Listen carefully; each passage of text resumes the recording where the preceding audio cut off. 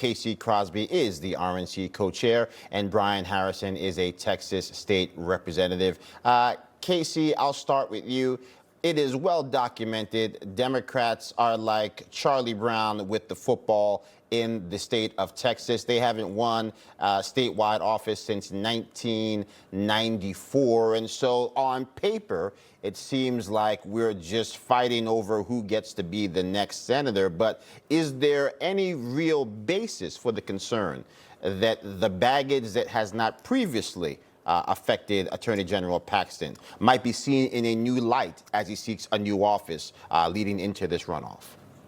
Yeah, no, Texas is going to go red. They'll be a Republican state. The Democrat has so much baggage. I mean, he's just a weird guy. I think President Trump summed it up pretty well. You can't be a vegan and get elected in the state of Texas. You can't say that God is non-binary. You can't believe in 6 different genders and also talk about, you know, in your free time, you think about transgender kids. It's just completely out of touch with Texans. And so we're going to be fine come November.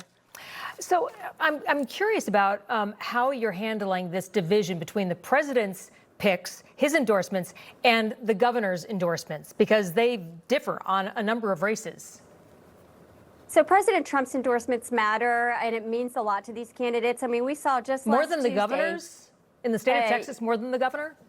Well, you know, we'll see. The Texas voters have to decide that today. But what I do know is that President Trump has a track record of picking winners, and certainly we have seen that reflected in other states. Just last Tuesday, he went 100% with his endorsements. So whoever comes out of that primary, we're going to do great. But I can tell you this: if I'm a candidate, I always want President Trump on my side. Brian, I want to bring you into this conversation. Look, it's quite clear President Trump, he carries the big bat in the Republican Party. People are falling when they have opposed him. I think the real question for many individuals looking at the landscape, not necessarily whether Ken Paxton can win, certainly he can. He's demonstrated that in statewide races in Texas many times. The issue is the cost, the amount of money that we might have to spend in Texas that might be better spent on a Senate race in a place like Minnesota, where all of a sudden the fraud has turned a state that we have been locked out and made it palatable. What do you say, particularly as a Texan yourself, talking to voters on a regular basis?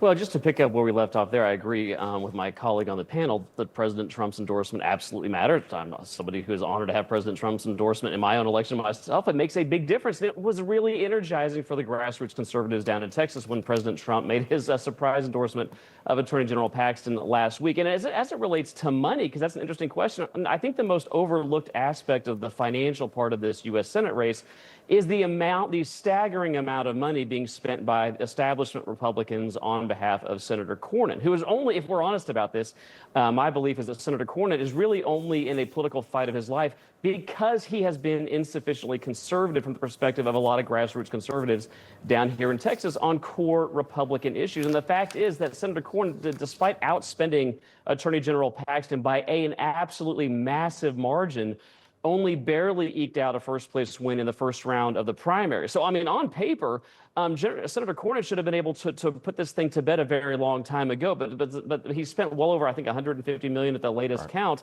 compared to Senator Paxton or Attorney General Paxton spending just a small fraction of that. And as you pointed out, is the presumptive favorite to win in light of President Trump's endorsement, the polling that's coming out, the betting markets. But the reality is the only poll that's going to matter is the poll that we're going to get the results for about 10 or 11 hours from now. Election matters, and today the polls are open. So if you haven't voted in Texas, go vote until 7 p.m. today. Information. Truth is freedom. Is Newsmax. It's real news for real people.